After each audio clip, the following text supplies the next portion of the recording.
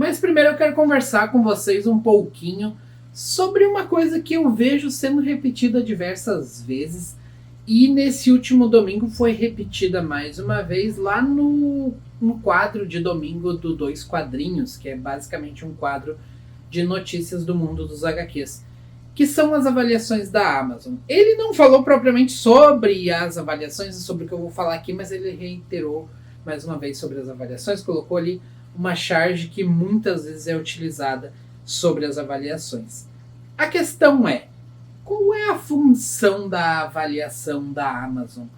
Ela serve para fazer uma resenha sobre a história ou sobre o produto em si? A coisa é, as HQs nada mais são do que um produto. Dificilmente alguém vai discordar disso, que ela é um produto de compra e venda, é um item a ser comprado, que tem a sua função a leitura, né? Assim como os livros e muitas outras coisas. Dá até pra gente focar principalmente em livros, porque em livros tem muito mais itens do gigantesco e quase infinito leque de quantidade de publicações que são considerados mais intelectuais, assim. Então, a pessoa que está lendo um Machado de Assis porque ela decidiu, porque ela gosta, é uma pessoa mais intelectual. Tá, beleza, eu não concordo, mas que seja. Então, se essa pessoa é mais intelectual, como que ela vai fazer uma avaliação que diz que o livro chegou ok, o desconto é bom, não sei o que, produto top, capa dura legal, ou mesmo aqueles que elogiam as lombadas e tal. A questão é, a avaliação da Amazon, do meu ponto de vista, e eu acho que também é meio que o que a Amazon quer, ela serve para avaliar o serviço da Amazon. E dentro disso está incluso o objeto vendido em si. Então, eu acho que é curioso que se critique que a pessoa dá mais valor para a capa dura, ou mais valor para entrega rápida, ou mais valor para, sei lá, a qualidade do produto em si, do que propriamente uma história do Kafka, ou, sei lá, um Inferno de Dante da vida. A questão é que ali, dentro daquele espaço, a ideia não é uma resenha, a ideia é que a pessoa de fato fale sobre a entrega, sobre preço, sobre a qualidade do produto, do quão eficaz foi e o produto não ter chegado estragado e coisas assim. Então esse é um julgamento um tanto quanto sem sentido para mim.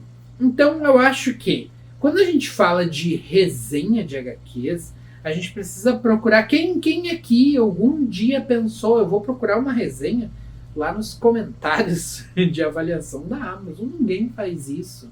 Então é curioso essa crítica quanto a quem avalia os HQs, ou qual é o valor que a pessoa dá para o HQ, levando em consideração uma avaliação que ela dá numa loja. Para mim realmente não tem sentido. Porém, eu acho, e aí a gente pula para um outro nicho, um outro setor, que as avaliações, sejam de livros, de HQs, elas não possuem um lugar específico ao ponto de que às vezes é difícil saber o quão bom é um livro, simplesmente levando em consideração ali a quantidade inúmera de vídeos que são feitos sobre aquele livro. Por isso eu sinto um pouco de falta, como por exemplo é feito na Steam. A Steam, em muitos jogos, ela mostra a nota da Metacritic. É uma loja, lá é feito sim ali avaliações que acabam sendo mais do jogo devido ao modo de venda que a Steam faz, mas mostra a notinha da Metacritic, que é nada mais do que uma mistura de todas as notas de todos os lugares que deram nota para aquele jogo. Então eu sinto falta de um Metacritic dos livros e HQs no geral. Talvez essa fosse uma boa forma de a gente investir no cenário nacional, né? Trazer uma rede social só para livros. Não, mas espera, já existe, tem, acho que é o Scooby ou algo assim. Só que eu não sei, eu ainda sinto que precisamos de algo um pouco mais acessível, um pouco mais, sei lá, mais atual.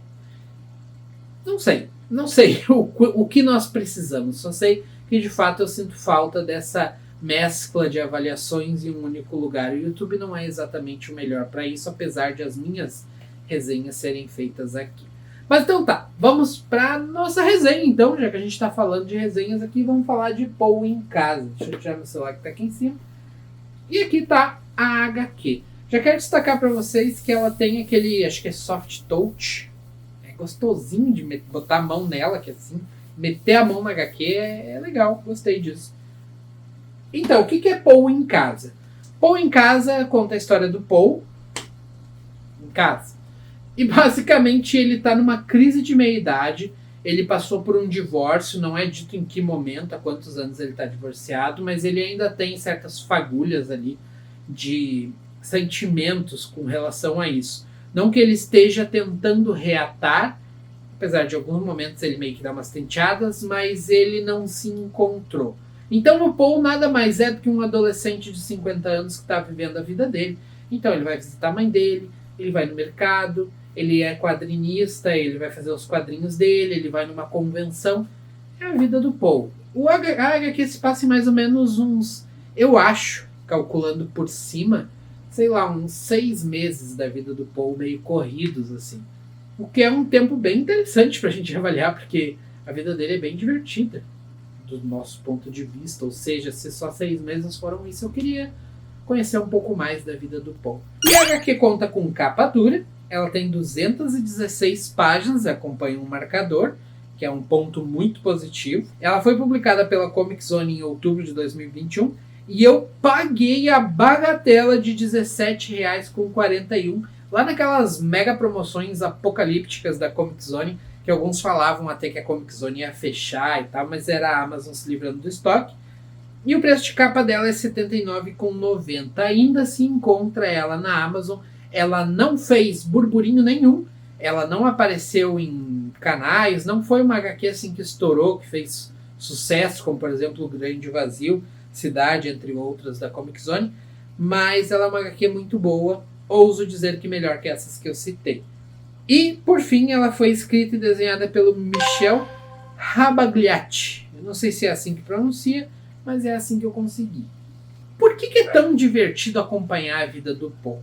O Poe ele tem uma vida simples, uma vida bem normal, por assim dizer. E esse é o ponto. A HQ é leve. A HQ não tem aquela coisa de logo vai ter uma reviravolta, não. Ela tem um ritmo leve e aquele ritmo é cadenciado até o final da HQ, com o Poe curtindo a vida dele, não necessariamente curtindo, né, mas vivendo, tentando resolver um problema de cada vez. Alguns problemas são apresentados, o Poe está tentando resolver aquelas coisas. Nitidamente o Poe é o cara normal que leva às vezes 1 ano para resolver uma coisa e simplesmente esquece que tinha um outro problema. Ele tem um cachorro, ele tem uma ex-mulher, tem uma filha que meio que, apesar de eles terem uma relação muito legal, ela não faz muita questão de estar junto com ele. Ele tem a mãe dele que, apesar de eles terem uma relação muito legal, pois é, ela não faz muita questão de estar junto com ele. Em geral, ninguém faz muita questão de estar junto com o Poe, porque o Poe é um cara sem muitos atrativos, ele não é um cara que se expande. Ele é na dele e aparentemente tudo o que se passa na vida dele se resume a ele pensando sobre o que poderia ter acontecido, como as coisas são, ou simplesmente planejando como vai levar o dia. O Poe está numa crise de meia-idade e ele não consegue se identificar muito como um idoso. Ele também não consegue se identificar como um jovem. Mas isso tudo faz com que ele pareça muito um adolescente, mas não um adolescente revoltado, no sentido de ser explosivo, de ser revoltado, ser rebelde. Não, um adolescente no sentido de que ele não sabe ainda qual é o lugar dele. Só que ele tem as amarras que a idade lhe impuseram de não poder simplesmente explodir e fazer o que ele bem entende. Então, em muitos momentos dá a nítida impressão que o que ele queria fazer não era aquilo que ele estava fazendo, e sim outra coisa. Em outros momentos ele até tenta, né? Tipo, paquerar uma menina, tenta se exceder, sabe? Aquele pensamento intrusivo. Às vezes ele cede. Nitidamente, muitas vezes ele age fora do script que ele mesmo determinou para si, mas ele acaba voltando para o seu personagem logo em seguida.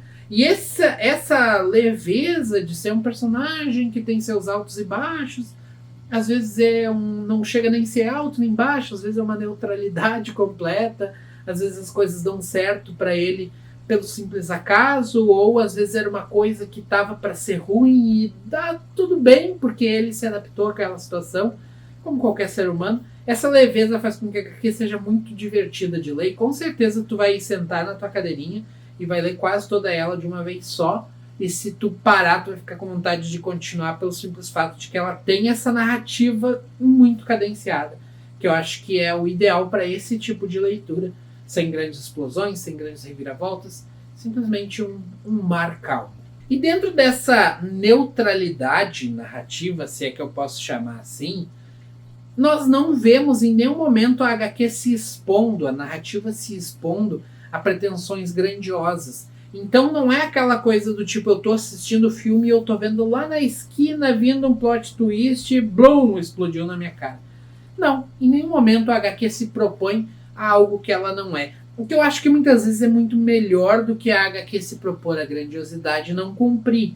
Eu acho que o problema de certas obras é justamente esse, tentar ser ou esperar ser mais do que de fato é. Então aqui não, aqui a HQ se propõe aquilo ali, ó. Ela quase que te diz, essa HQ aqui vai ser monótona, vai ser o Paul e a vida dele e ponto final. Tem uma reviravolta ou outra? Tem. É esperado? É e não é, assim, mas de qualquer forma não chega a ser aquela reviravolta que vai mudar o status quo da coisa toda. Não, é uma reviravolta do tipo, ó, isso aqui é um fechamento. A partir daqui a vida do Paul vai ser um pouco diferente, mas o Paul não tem capacidade de mudar muito a vida dele, então é só isso, é só mais um acontecimento mundano na vida dele, que poderia ser bem catastrófico, poderia ser um ponto-chave de virada, mas não pro Paul, porque o Paul, ele é o Paul.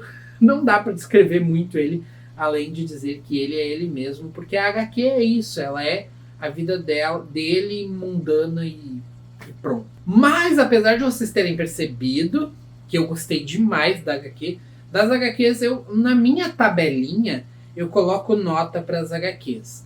Essa nota eu não falo nos vídeos e eu pretendia, não sei se vou, mas eu quero postar lá no Instagram, aquele esqueminha das estrelinhas que eu já postei diversas vezes lá. Eu quero voltar a fazer isso. Mas a questão é que dentro das HQs que eu li no mês, a HQ Paul em Casa recebeu a nota 9, sendo a maior nota. Para vocês terem uma ideia, eu gostei mais de Paul, na verdade, do que de Cidade. Não necessariamente gostei mais, mas eu acho que em aspectos técnicos, em aspectos divertidos, ela se encaixa mais para o meu gosto do que Cidade. Talvez Cidade seja melhor em termos de grandiosidade e tudo mais, talvez isso. A questão é que eu gostei bastante de Paul em Casa, se tornando a minha HQ favorita entre as leituras do mês de julho. Mas Paul em Casa não é para todo mundo. Talvez ela seja aquele tipo de HQ que tu só vai realmente encontrar significado depois de velho. É aquela HQ que tu precisa ter vivido um pouco mais para conseguir se apegar a coisas banais como as que acontecem ali. Então eu acho que tu precisa estar ali acima, sei lá, dos 25, 30 anos, ou no mínimo já ter assumido certa maturidade para conseguir perceber ela. Eu não vejo, sinceramente, um adolescente com 15, 16 anos gostando dessa HQ. Sinceramente, não consigo perceber. Assim como não vejo, de repente, um jovem com seus 20 e poucos anos na flor da idade. Eu não passei pela flor da idade, eu acho. A questão é que eu não vejo esse jovem, que talvez tenha sido mais jovem que eu quando era jovem, não vejo ele realmente gostando dessa HQ, porque ela realmente vai passar certa monotonia, certo tédio. Então, além disso, a HQ em certos pontos se torna repetitiva, principalmente do meu ponto de vista, em certas explicações que são feitas de determinadas coisas, como por exemplo alguns procedimentos médicos que o Paul vai passar. Eu não acho que seja necessário. Eu acho que aquelas poucas páginas que foram gastas ali com muito texto explicando, por exemplo, o aparelho que ele vai usar para ver se ele tem apneia do sono, não acho que elas foram tão necessárias assim. Não acho que elas me acrescentaram ou acrescentaram a história. A página seguinte, que mostra o Paul ali sofrendo com as instruções, essa foi legal. Mas a página que mostra todas as instruções, aí eu realmente não acho que valeria a pena incluir ela na HQ. e isso acaba tornando a HQ um pouco mais extensa e mais tediosa do que ela propriamente já é por natureza. Mas Paul em Casa é uma HQ divertida, uma HQ gostosa de se ler pelo fato de que ela é o que ela é, simples como ela é. E é isso que eu tinha para falar para vocês sobre ela. Espero que vocês tenham gostado, espero que vocês tenham lido. Caso vocês tenham lido, se vocês leram, coloca aqui nos comentários o que vocês acharam, se vocês gostaram tanto quanto eu dessa simplicidade. É até difícil de falar dessa HQ, porque não acontece nada, mas é divertido pra caramba do meu ponto de vista. E se vocês gostaram, finge que aqui embaixo é as avaliações da Amazon e deixa a sua avaliação sobre a HQ. Um forte abraço, nos vemos no próximo vídeo e fui!